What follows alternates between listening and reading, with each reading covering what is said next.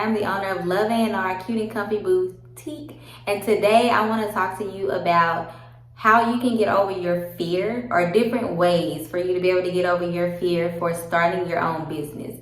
This video is for someone that maybe has been thinking about starting their own business and just procrastinating for whatever reason. Maybe, I don't know, maybe you're just scared, you're not sure how other people will take the idea of you being a business owner. Who knows? But some people are out there, they want so badly to start their own business. They want to get away from the traditional 9 to 5. Maybe they feel like working a job isn't for them. Going to college and getting a degree isn't for them. But they know for a fact they want to start their own business. They're not sure how people are going to take it. They're not sure if they'll be able to. So whatever the case may be, I am here to help encourage you. I got 5 tips that I want to talk about to help you get over your fear of starting your own business. So the first tip that I want to talk to you about is doing your research. Make sure that when you decide that you want to be a business owner, you have already researched or at least got an idea of the things that you want to have part of your business. So you want to research vendors, you want to research. This is if you're going into something like drop shipping or having your own like boutique or wholesale. You know, you want to do anything as far as like e-commerce goes. So you want to make sure that you research different products, you research different vendors, different platforms that you may want to host your website on. You just want to make sure that you have a clear understanding of everything before you dive deep into it, because once you get started and you're going on a roll, then you'll come to find out, okay, well, I didn't know this before. So now you have to backtrack. You have to make edits. You have to change the way that you approach different things when it comes to your business. So you want to make sure that before you at least launch, that you've already done like a really good amount of research so that there's nothing holding you back. You don't have to rewind and take a step back. You can continue moving and, you know, stay on course with growing your business. Do research on your products that you want to have. Do research on the reviews. The reviews are really, really important when it comes to the type of products that you have, the type of vendors that you go with. I do have a video explaining all of the things that I wish I had known before I launched my business. So make sure you check that out. If not, I'll have it linked below.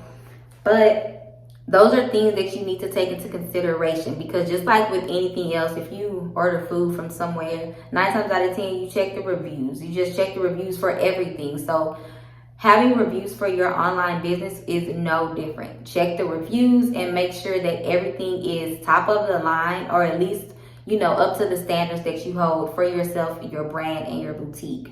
Make sure that you do the research for the platforms that you choose from. There are a ton of different platforms. You got Shopify, you've got WooCommerce, you've got Big Cartel, you have Squarespace, SquareUp. There are so many platforms that host different websites for you to be able to have your business on. So make sure you definitely check that out. Make sure if your business is something like having a boutique and you want to have different products, you know, do the different research between drop shipping and wholesaling.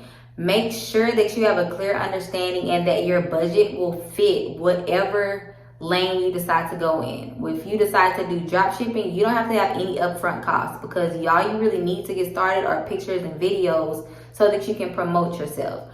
When it comes to wholesale, you do have to have a little bit more money up front, because you have to buy things in bulk, and those things aren't free, and you can only get so many samples of what it is that you want to have. So do your research when it comes to the platform that you decide that you want to, you know, work with these suppliers and vendors with. Alibaba, AliExpress, Oberlo, and a few others. Like, do your research and find out what's good for you and what is going to be good for your brand. Tip 2 is start slow. Don't wake up one morning and decide that you want to quit your 9 to 5 so that you can become a business owner.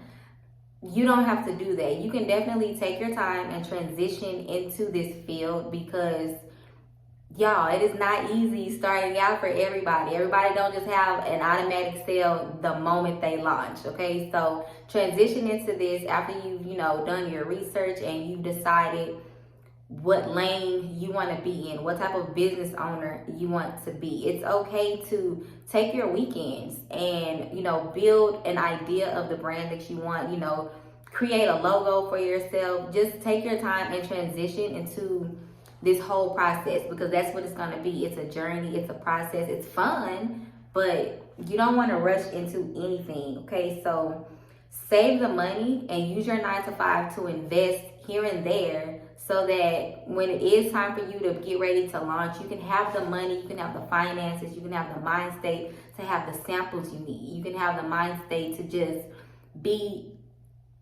have the mind state to look like that you care about your brand enough. And people can tell. People will be able to say, you know what, I want to shop with this person, or I want to work with this person because I can tell that they put a lot of thought into what it is that they're trying to sell. Tip 3, build relationships with other like-minded people. I know that when I first got started into the drop shipping industry, I talked to a couple different people, and one thing that they both told me was to join groups on Facebook, because those people that have the same desire that I have to build my brand, they're gonna be like a community, they're gonna be like a village, a family. So that with me just starting out, I would have those people to go to and ask questions to. A lot of the times when you start out, you have questions, and if no one else around you understands what it is that you're trying to do, they won't have the answers, and then you'll have to figure things out on your own.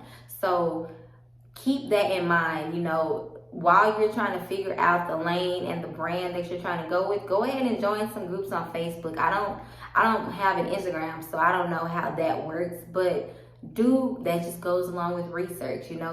Go ahead and see what others are doing. Go ahead and look up who's going to be your competitor. That's one of the things that I did as well. It's one of the things that I still do when it comes to my business. When I'm on TikTok, I look up the things that I have in my store, and I see what other people are doing when it comes to branding, what it is that they have, and I go from there. I form relationships along the way, just so that if I have questions, because I am still new, I can go to those people and I can ask for help. So that's tip 3, build relationships with like-minded people. Tip 4, remember your why. Remember why you're doing this in the first place, because there will be days when it's hard. There will be days when you're trying to figure out, what have I gotten myself into? Why did I choose this? Why do I still keep waiting? Because maybe you haven't made a sale. Maybe you don't like the type of store that you created. I don't know. But just remember your why, because those are the things that are going to keep you going. For somebody, maybe their why is their kids. Maybe their why is their family. Maybe you're in school and you want money to help you fund your classes. Maybe you're trying to get out of debt. Maybe you want to take a vacation. Maybe you just want time freedom. Heck, maybe you don't like working and you want to be your own boss. Whatever it is, remember why you're getting started in the first place, because that's going to keep you going when things seem uncertain. Tip number 5. This is probably the biggest tip that I can give you, but it's do it in silence.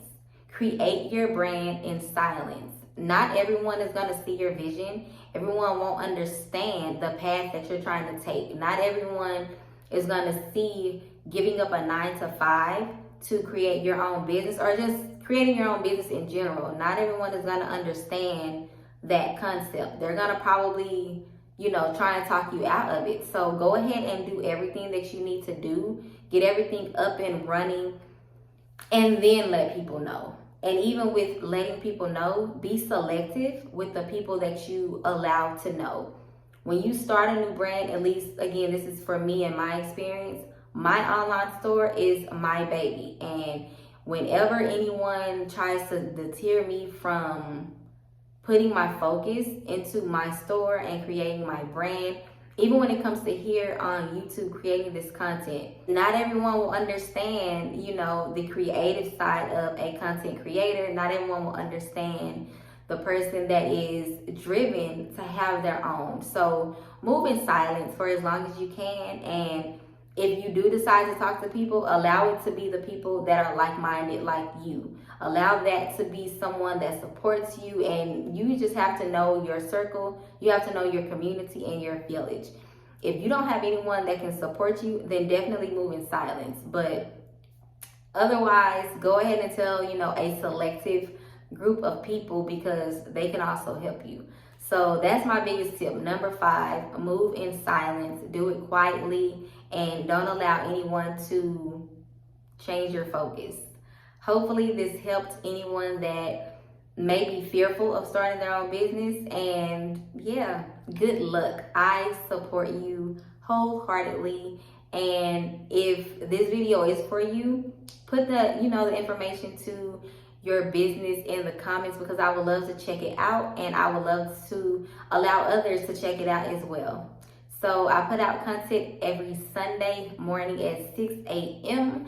And let me know in the comments if you like these types of videos. Let me know what other type of content you want to see so that I can get it for you as well. And I'll see you next Sunday. Bye.